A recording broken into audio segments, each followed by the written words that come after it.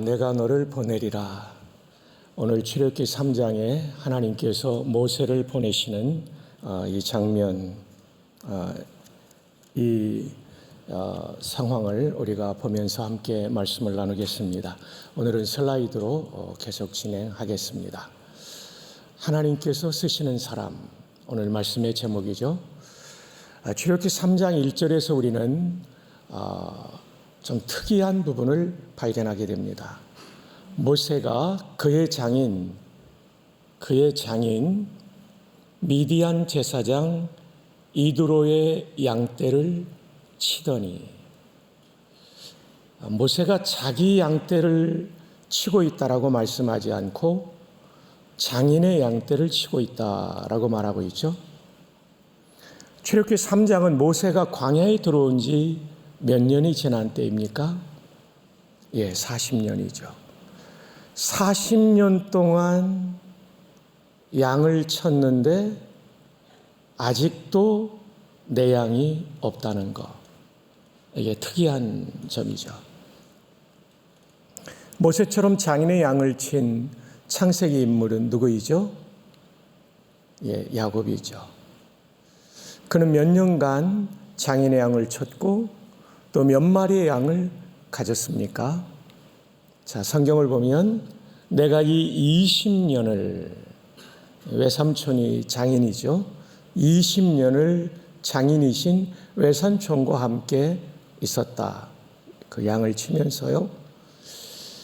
내가 지팡이만 가지고 이 요단을 건너왔는데 20년을 지나는 동안 두 때나 되었다. 이렇게 말하고 있죠. 이 두 때라는 말이 영어 성경에 two camps라고 되어 있죠. 이 캠프는 진영 또는 부대, 주둔지 이런 뜻을 가지고 있는데 수백 명 단위도 있지만 수천 명, 수만 명, 평택에 있는 캠프 험프리즈는 수만 명 규모이죠. 그러나 대략 수천 마리의 양떼를 야곱이 가졌다고 우리가 볼 수 있습니다. 야곱은 수천 마리의 양떼를 가지고 있는데 모세는 안타깝게도 야곱보다 2배의 시간을 광야에서 보냈지만 아직도 그는 장인의 양떼를 치고 있었다는 것.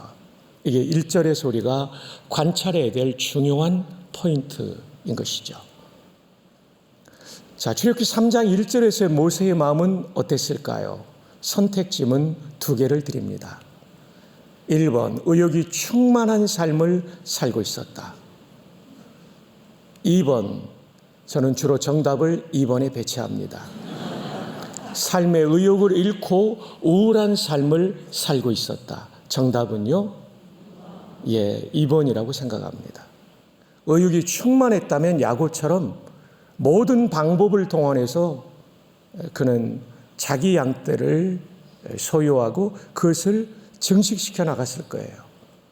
그러니까 모세는 그런 마음이 없죠. 그리고 하나님께서 보낸다고 여러 번 말씀하셔도, 내가 너를 보내리라 말씀해도 이 출애굽기 3장에서 계속 못 간다고 말하잖아요. 이분이 지금 의욕이 충만한 분이 아닙니다. 우울한 분인 거죠. 정답은 2번이죠. 여기서 1절에서 우리가 중요한 것은 우울감에 사로잡힌 모세에게 하나님께서 찾아오셨다는 것입니다. 우리에게는 편견이 있어요.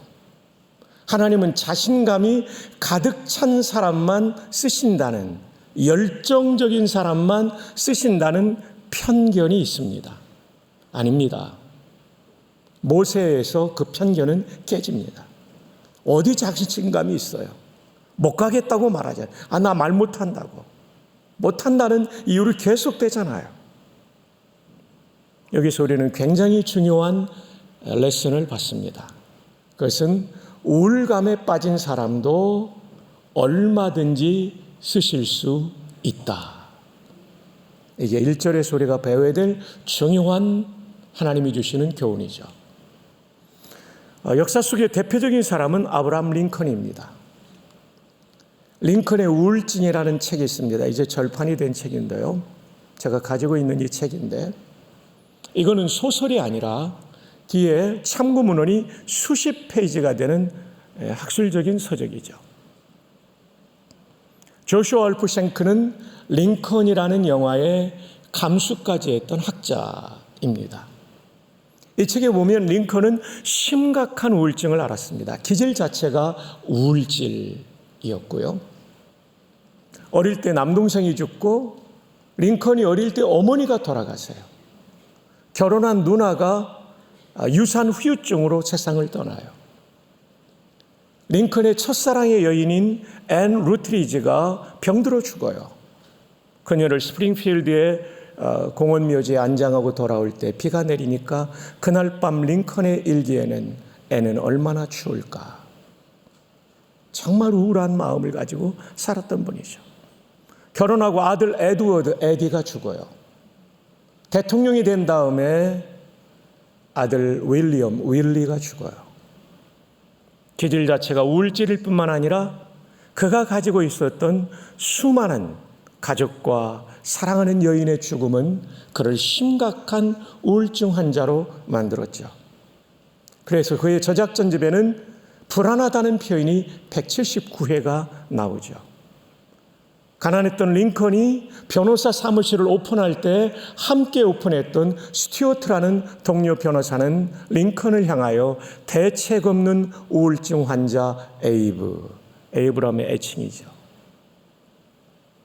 이렇게 심각한 우울증을 앓았던 링컨이 어떻게 역사 속에 빛나는 대통령이 될 수가 있었을까요? 이 책의 12쪽에는 이런 근거를 제시합니다. 우울증이 발병하면 심각한 공포심을 가지게 됩니다. 나는 쓸모없어. 나는 죽어야 돼. 자살 충동이죠. 대부분의 사람들은 이 공포에 억눌려 가지고 침대를 떠나지 못하고 어떤 일을 못합니다. 링컨에게 중요한 것은 교전을 벌였다는 거죠. 인게이지먼트를 벌인 거죠. 그 교전의 방식이 중요하기 때문에 노란색으로 하이라이트했고 잠시 후에 나옵니다. 그리고 이 교전을 벌여서 그 공포심을 이기는 초월을 트랜센던스를 했기 때문에 그는 이런 위대한 인생을 살 수가 있었던 거죠. 가정 형편도 안 좋았고 본인도 우울증의 환자였지만 그 모든 것을 이기고 이런 귀한 인생을 살아갈 수 있었던 것은 그가 우울증에 패배하지 않고 교전을 벌였다는 것입니다. 그렇다면 그의 교전의 방식은 무엇이었을까요? 저 책에 보면 그는 유머를 통해서 그 우울한 마음을 이겨나가는 일을 했다고 하는데 더 중요한 것은 바로 이것입니다. 이 책의 326쪽에 보면 내 인생이라는 배의 선장은 내가 아니고 하나님이시다. 여러분, 유한한 인생이, 연약한 인생이 내 인생을 책임져야 된다고 할 때 우리는 얼마나 불안할까요? 그러나 어제 말씀드린 대로 절대적이신 여호와가 내 인생의 배의 선장이라는 믿음이 있을 때 우리는 얼마나 용기를 얻을 수 있겠습니까? 여기서 끝나지 않아요. 하나님이 내 인생의 선장이니까 나는 내 마음대로 살고 나는 그냥 아무런 책임감 없이 산다는 것이 아니라 이어지는 글은 이렇게 링컨의 말을 옮겨줍니다.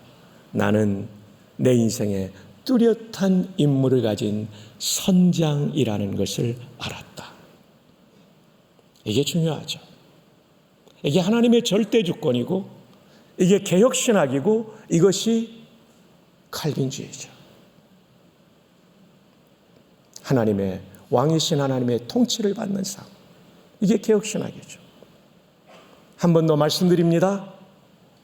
나는 내 인생이라는 배의 선장이 하나님이신 것을 믿었고 나는 이 배에 뚜렷한 임무를 가진 선원이라는 것을 믿었다. 인생의 모든 짐을 하나님이 맡겨주시고 나는 나의 부르심을 따라 최선을 다한다는 거죠. 저도 마찬가지입니다.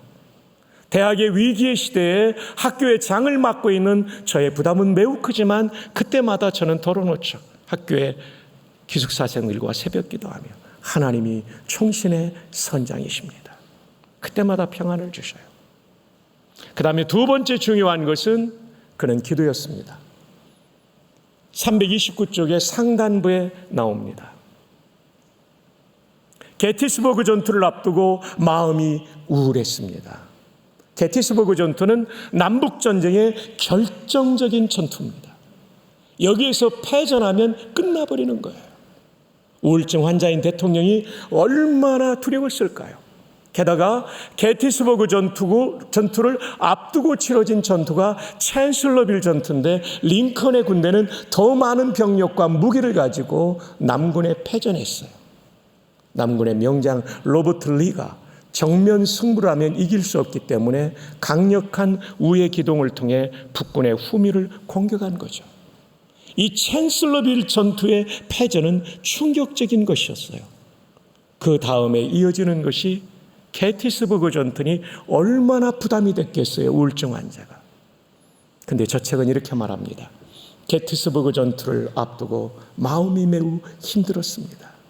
그러나 모든 것이 하나님께 달려있다는 믿음을 가지고 기도할 때 내 마음속에 달콤한 위안이 밀려왔습니다. 오늘 여러분에게도 이 하나님의 위로가 밀려오기를 축복합니다. 세 번째, 그것은 성경 말씀이었습니다. 329쪽 아랫단에 나옵니다. 전쟁 상황실을 들러 영부인의 방에 들어가는 에이브럼 링컨의 얼굴은 어두웠고 그의 걸음은 느렸습니다. 그를 지켜보고 있던 비서관 엘리자베스 캐클리가 그 방을 청소하면서 대통령에게 인사를 드립니다. 어깨는 축 처져 있었죠. 들어오자마자 카우치에 쓰러지듯 앉아 그는 얼굴을 두 손으로 감싸 쥐었어요. 전쟁 상황이 좋지 않아. 그리고는 긴 팔을 뻗어 탁자 위에 있는 성경을 집어들었습니다. 그리고 엘리자베스 캐클리는 청소를 시작했죠. 15분쯤 지나 청소가 끝나고 인사를 드리고 나가려고 할 때 대통령의 얼굴이 바뀌어 있었어요. 아까와는 다른 환한 얼굴로. 캐클리는 너무나 궁금했어요. 도대체 대통령께서 성경의 어느 부분을 읽으시고 용기를 얻었을까? 뒤로 돌아가 링컨의 뒤에서 물건을 떨어뜨리는 척하면서 성경을 바라보니까 그 성경은 욥기였습니다. 몇 장인지는 저 책에 안 나오지만 아마도 42장이 아닐까요? 그 숱한 고난을 이기고 마침내 귀로만 듣던 하나님을 눈으로 배우는 이 은혜의 체험을 한 이 42장. 링컨은 이 세 가지로 그 혹독한 우울증을 이길 수 있었습니다. 스프링필드에 있는 링컨 대통령 기념관을 2번 갔었습니다. 미국 살 때 또 한 번은 한국에 온 다음에 집회 때 가봤습니다. 거기에는 한 방이 링컨에 대한 신문의 만평만을 모아놓은 방이었습니다. 저는 그때 깜짝 놀랐어요. 그렇게도 위대한 에이브럼 링컨에 대한 그 당시 신문의 혹독한 비평. 저 만평을 보십시오. 링컨을 양키 네로라고 말하고 있어요. 19세기 헤로당이라고 말하고 있어요. 하나 더는요, 흡혈귀 뱀파이어라고 말하고 있어요. 저 여성은 미국을 가리키죠. 전쟁을 일으켜 미국의 수많은 젊은이들을 피 흘리게 했다는 거죠. 나라는 여성으로 표현하니까 저렇게 표현한 거죠. 우울증 환자가 이 비평을 들으면서 얼마나 힘들었을까요? 그가 포드 극장에서 암살당할 때 호주머니에는 그를 칭찬한 기사가 작은 조각이, 스크랩된 조각이 있었다고 하잖아요. 얼마나 힘들었을까요? 그럼에도 불구하고 그가 이 숱한 어려움을 이기고 하나님 앞에 쓰임받았던 이유는 첫째, 내 인생이라는 배의 선장은 하나님이시다. 둘째, 끊임없는 기도, 그 가운데 하나님의 임재를 경험한 것이죠. 셋째, 하나님의 말씀을 묵상하며 성령의 임재 가운데 주시는 위로와 그리고 소망을 가지고 그는 우울증을 이기고 역사에 남는 대통령이 될 수 있었던 것입니다. 어쩌면 이 자리에도 나는 너무나 우울해, 나는 소극적이야, 그래서 나는 쓰임받을 수 없다라는 편견을 가진 분이 계십니까? 오늘 이 말씀을 붙잡고 그 편견을 이기기를 주님의 이름으로 축복합니다. 자, 하나님은 어떤 사람을 쓰십니까? 우울증, 우울감에 사로잡힌 사람도 쓰십니다. 출애굽기 3장 1절에 모세가 그랬습니다. 20년 동안, 아니죠, 40년 동안 양을 쳤지만 장인의 양으로 되어 있지 자기 양이 한 마리도 없었습니다. 자, 그러면 오늘 본문에서 또 하나님은 어떤 사람을 쓰실까요? 3장 2절에 보면 여호와의 사자가, 나중에 여러분이 보시면 4절에 하나님이 떨기나무 가운데서 그를 불러 이르시되, 여호와의 사자라는 말, 이 사자가 에인젤, 천사입니다. 근데 4절에서는 떨기나무 가운데서 말씀하신 분이 여호와 하나님이에요. 그래서 구약학자들은 여호와의 사자를 신현현 천사라고 부릅니다. 신, 하나님이 명확할 현자, 나타날 현자, 현현, 명확하게 나타나셨다. 천사라는 이름으로. 구약학자인 고 김유보 박사님은 이 신현현 천사를 성육신 이전에 나타나신 성자 하나님으로 말하고 있죠. 자, 어쨌든 이 여호와의 사자는 신현현 천사, 영어로 Theophanic Angel인데 이 하나님이시죠. 떨기나무 가운데로부터 나타나셨어요. 이에 모세가 이르되 떨기나무가 어찌하여 타지 아니하는고 하니, 하나님이 떨기나무 가운데서, 이 4절에서는 하나님으로 나오죠. 그를 불러 이르시되 모세야 모세야 하시매. 여러분, 떨기나무는 어떤 나무죠? 저도 잘 몰라서 영어 성경 보니까 부시라고 되어 있습니다. 또 영한사전에 보니까 관목이라고 되어 있습니다. 관목도 어려워서 국어사전에 보니까 다 자라도 키가 3m 미만인 나무를 관목이라고 불러요. 부시와 추리는 다릅니다. 추리는 3m 이상이고 부시는 3m 미만이에요. 키가 작고 잔가지가 많아요. 기둥감으로 쓰임받을 수 없어요. 가시까지 있어서 땔감으로 쓸 때도 성가신 나무가 떨기나무예요. 여기까지 연구를 하면서 마음속에 감동이 밀려왔어요. 하나님은 멋있는 종려나무나 백향목만 쓰시는 게 아니구나. 사람들이 보기에는 볼품없는 나무, 외모가 볼품없을 수도 있죠. 그의 학력이 볼품없을 수도 있죠. 그가 가지고 있는 소유가 볼품없을 수도 있죠. 그래도 하나님은 얼마든지 쓰실 수 있다는 것. 이것이 오늘 본문 2절로부터 나오는 떨기나무를 통해 주시는 말씀이죠. 만약 하나님께서 백향목이나 종려나무에 자신을 드러내기를 원했다면 오아시스 쪽으로 인도하셨을 거예요. 그러나 척박한 호렙산으로 인도한 이유는 뜻이 있는 거죠. 떨기나무같이 부족해도. 아니, 한때는 백향목 같은 존재였지만 광야 40년을 지내면서 쓸모없어 보이는 떨기나무같이 보이는 모세에게 주시는 메시지가 아닐까요? 나는 이런 나무도 써. 너도 쓸 수 있어. 이 메시지가 담겨 있는 것이라고 생각합니다.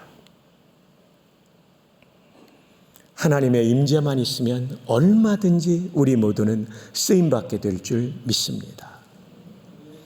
조지 W. 부시, 아들 부시입니다. 그는 예일대학교를 나오고 주방위군 전투기 조종사도 지냈던 분이지만 나이 40이 될 때까지 알코올 의존증 환자였습니다. 알코올 중독자였어요. 부인 로라 부시가 정말 고생했죠.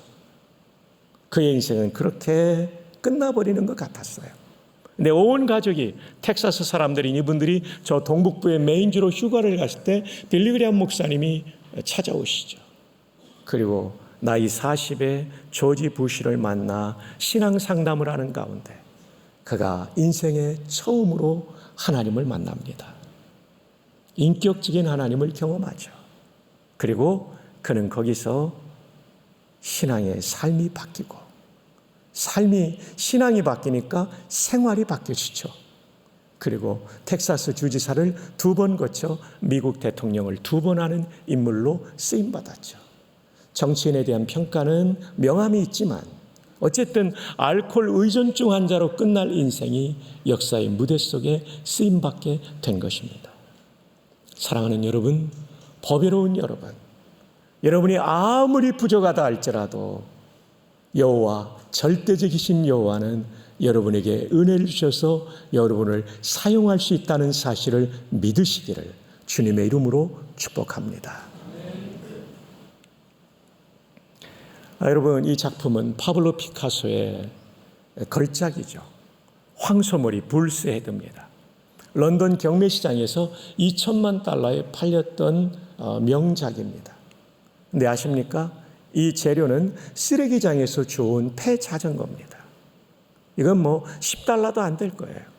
자전거의 안장에 가죽을 벗겨버리고 철제 안장과 자전거의 핸들바를 용접한 것이 전부예요.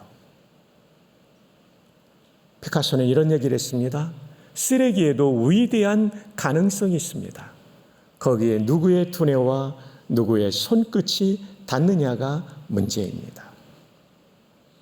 인간 예술가의 손이 닿아도 이런 걸작이 된다면 우주 만물을 창조하신 여호와 하나님이 우리를 만지신다면 우리의 인생도 걸작이 될 줄 믿습니다. 이 새벽 하나님이 여러분 한 분 한 분을 터치하시고 새롭게 하시기를 주님의 이름으로 축복합니다. 그러면 내가 너를 보내리라, 이 말씀대로 보냄받고 쓰임받게 될 것입니다. 사실 저는 떨기나무 같은 존재죠. 10살 때 아버님이 돌아가셨어요. 그때 저는 소아 우울증을 알았던 것 같아요. 지내놓고 보면. 사람을 만나는 게 그렇게 싫었어요. 그래서 심지어 제가 주일날 초등학교 1학년 때부터 예수님을 믿었는데 초등학교 4학년 1년을 교회를 나가지 않았어요. 근데 저희 주일학교 선생님이 52주를 찾아오셨어요. 너무나 고마운 분이죠.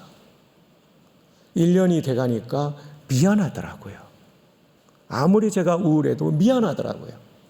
그래서 용기를 내어서, 제가 장결자 출신입니다. 장결자란 장기결석자의 줄임말입니다. 이건 목회자들의 전문 용어입니다. 장결자 출신이에요. 근데 저는 장결자들의 마음을 알아요. 1년을 나가지 않다가 5학년 첫 그 주일에 나간다는 게요, 굉장히 두려운 거예요. 사람들은 나를 뭐라고 할까? 하나님을 만난 체험이 없으니까 사람이 의식되는 거죠. 근데 그 선생님이 이끌어 주셔서 용기를 내어 나갔는데 그때 우리 주일학교 전도사님이 전해준 요셉의 말씀이 저한테 큰 위로가 되었어요.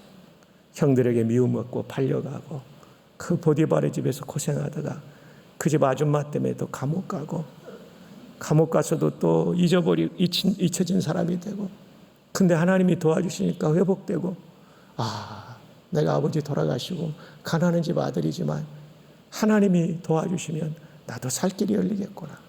그 창세기 그 주일학교 전도사님의 그 구연 동화 같은 재밌게 말씀하시는 우리 전도사님들이 있었잖아요. 그 은혜가 돼서 제가 회복이 됐어요. 참 제가 설 수 없는 자리까지 인도해 주셨습니다. 저는 참 부족한 인생이기 때문에 하나님께만 영광을 올려드립니다. 여러분도 하나님께서 임재하시고 터치하시면 정말 귀하게 쓰실 줄로 믿습니다. 자, 슬라이드를 띄워주실까요? 하나님께서는 어떤 사람을 쓰십니까? 떨기나무같이 부족한 사람도 얼마든지 쓰신다. 이거 꼭 잊지 마세요. 꼭 잊지 마세요. 문제는 하나님의 임재예요. 하나님께서 임재하시고 은혜 주시고 하나님의 은혜 가운데 우리의 마음이 바뀌고 우리가 하나님께 나를 드리려고 하면 얼마든지 아무리 부족해도 아무리 연약해도 아무리 우울증에서도 하나님이 쓰실 줄로 믿습니다. 우리가 간절히 사모할 것은 하나님의 임재입니다. 하나님 나를 만나주시고 나와 함께하여 주옵소서. 이 새벽 우리의 간절한 기도가 이겁니다. 지금까지 말씀드린 하나님께 쓰시는 사람은 1번, 하나님은 우울증에 사로잡힌 사람도 하나님이 만나주시고 임재하심으로 쓰신다. 2번, 하나님은 떨기나무같이 부족한 사람도 하나님이 만나주시고 임재하심으로 얼마든지 쓰신다. 그러면 마지막 세 번째는 무엇일까요? 두 가지를 배우게 될 겁니다. 자, 3장 5절을 함께 읽어볼까요? 시작.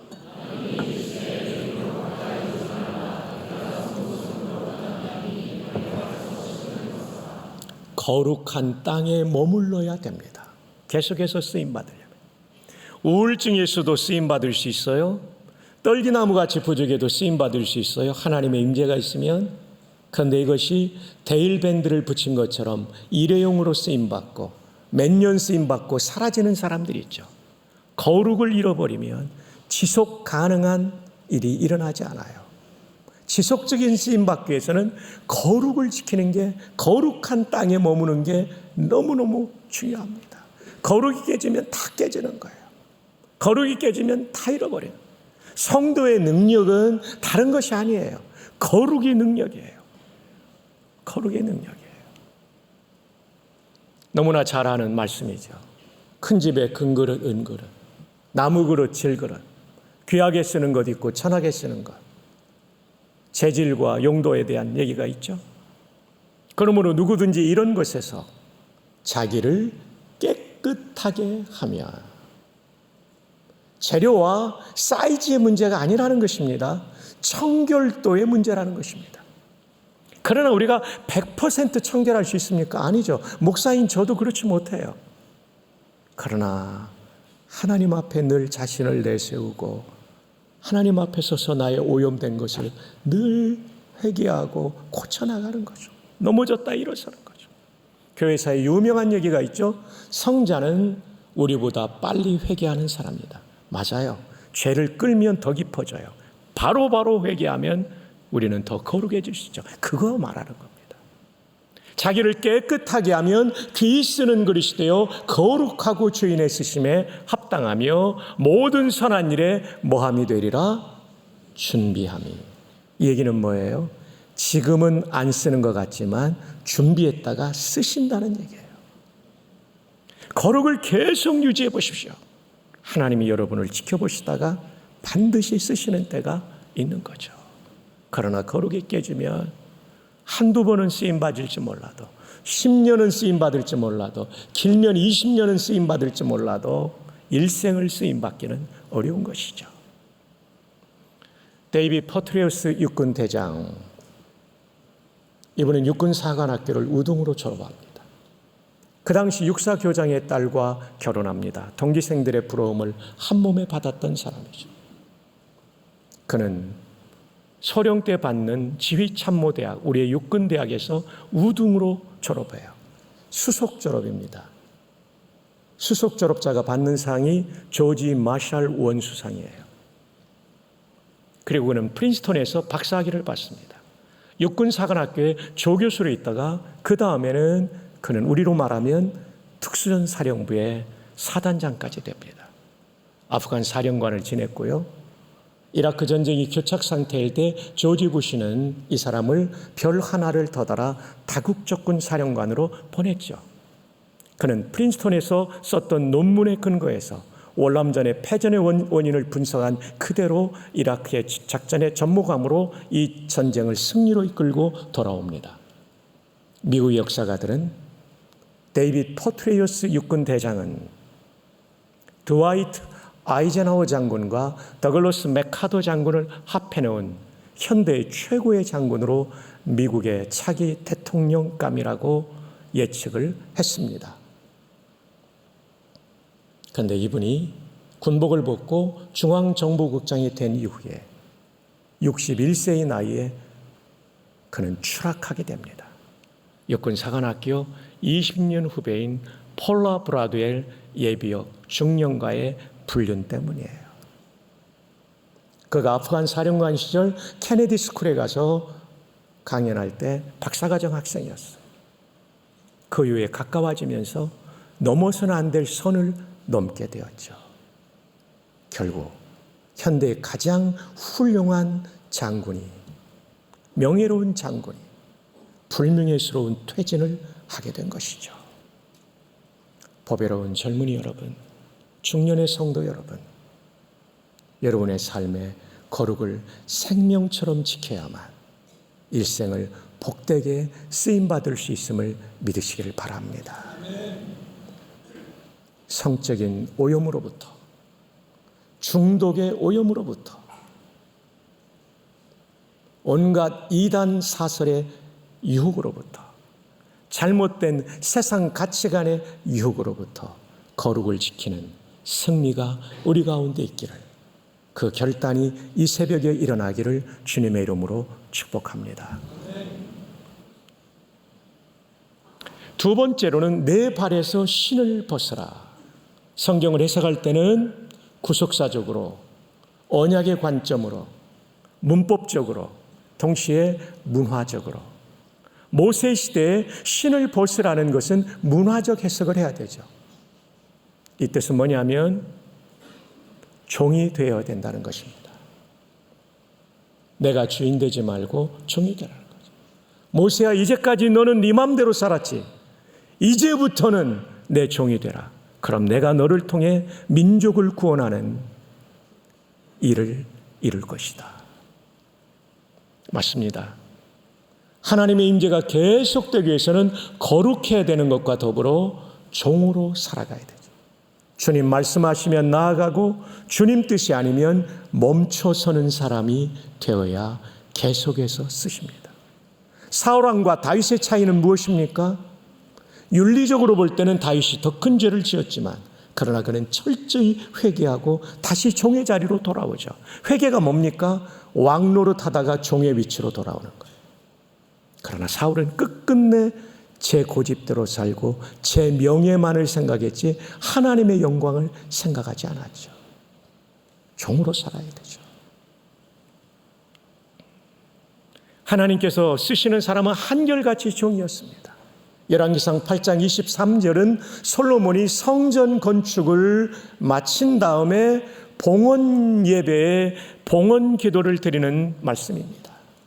이스라엘의 하나님 여호와여, 위로 하늘과 아래로 땅에 주와 같은 신이 없나이다. 주께서는 온 마음으로 주의 앞에서 행하는 종들에게 언약을 지키시고 은혜를 베푸시나이다. 하나님이 내 인생의 언약을 지키시고 은혜를 베풀어 주시는 것을 경험하기 위해서 매우 중요한 것은 주의 앞에서 온 마음으로, 반마음이 아니에요. 반쪽 마음이 아니에요. 온 마음, 전심으로 주의 앞에 행하는 종들에게. 여러분 계속 쓰임 받고 싶습니까?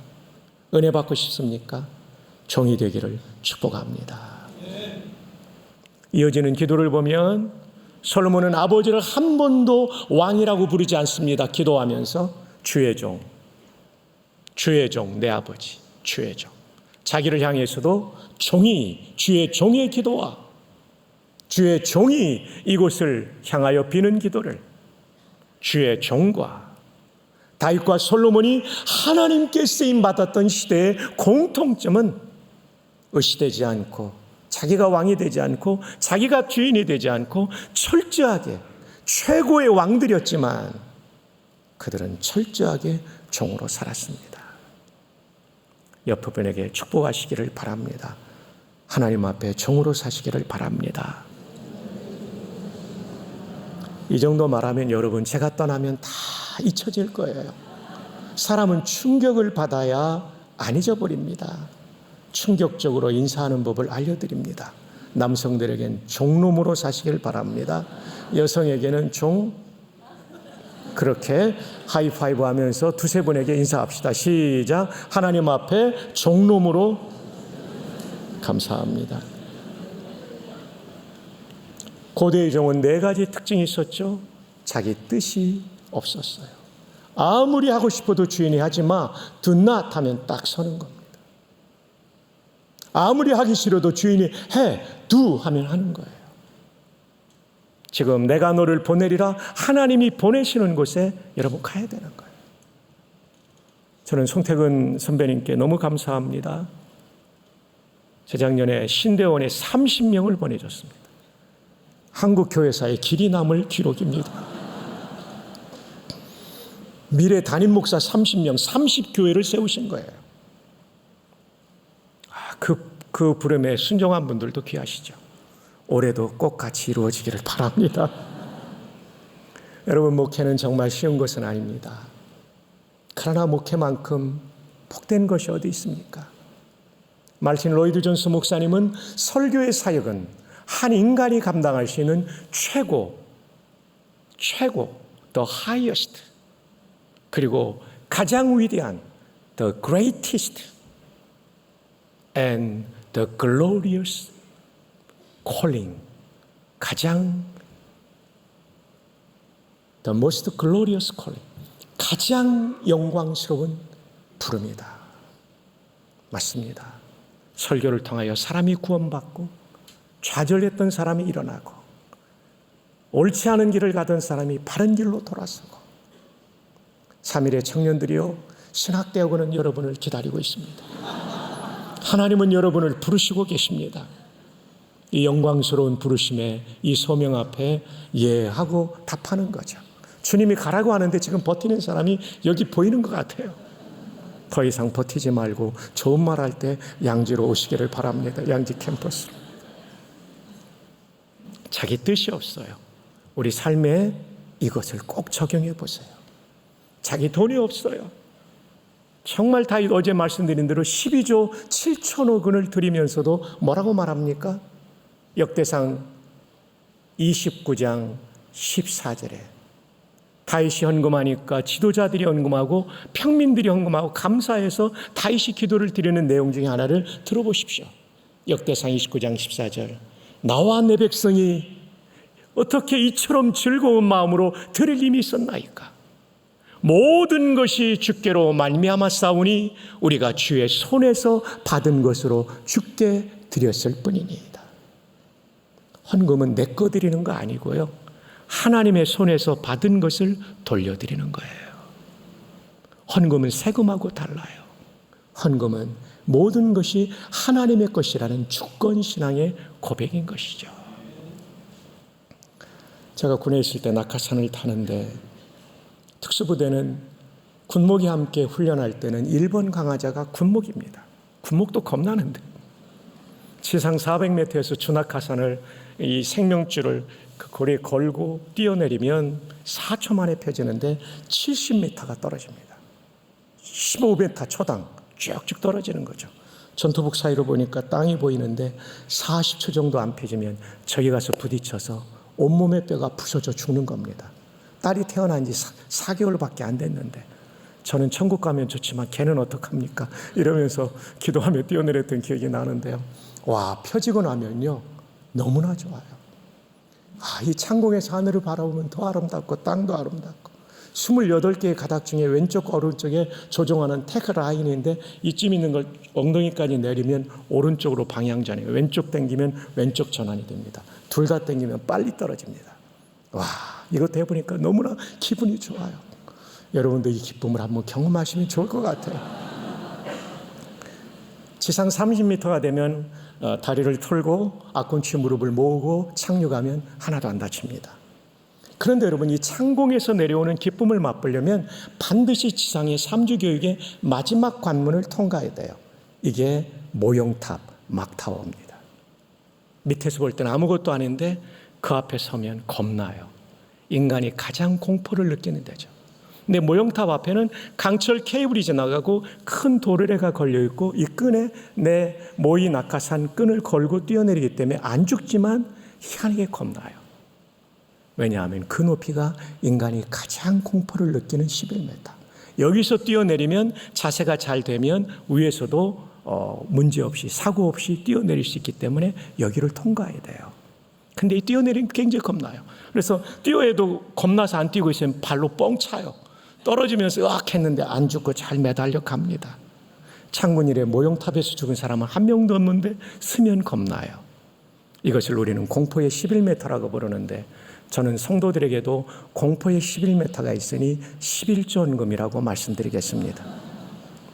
절대 안 죽어요. 오히려 하나님의 새로운 은혜의 세계를 경험하는 거죠. 아직까지 11조가 나에게 부담이 되는 성도가 있다면 그 공포의 11m를 극복하기를 바랍니다. 그게 신앙 고백이기 때문에. 좋은 종은 자기 돈이 없습니다. 세 번째, 자기 자녀가 없죠. 내 자녀가 내 것이 아니라 하나님의 것이기 때문에 하나님의 영광을 위해 하나님의 부르심대로 쓰임받아야 되죠. 마지막, 자기 생명이 없죠. 제가 엊그제 밤에 박관준 장로님 책을 다 읽었는데요. 너무나 감동이 돼요. 호가 염광이에요. 신사참배 반대로 그분은 옥중에서 순교하시죠. 그분이 쓰신 한 시가 지금 제가 다 외우지 못하는데 예수님이 나를 위해 죽었으니 나도 예수님을 위해 죽겠습니다. 한국의 위대한 지도자. 좋은 종은 자기 목숨이 없습니다. 우리 목숨도 주님을 위해 드릴 수 있기를 축복합니다. 자, 그런 의미에서 네 가지가 없습니다. 자기 뜻, 자기 돈, 자기 자녀, 자기 목숨.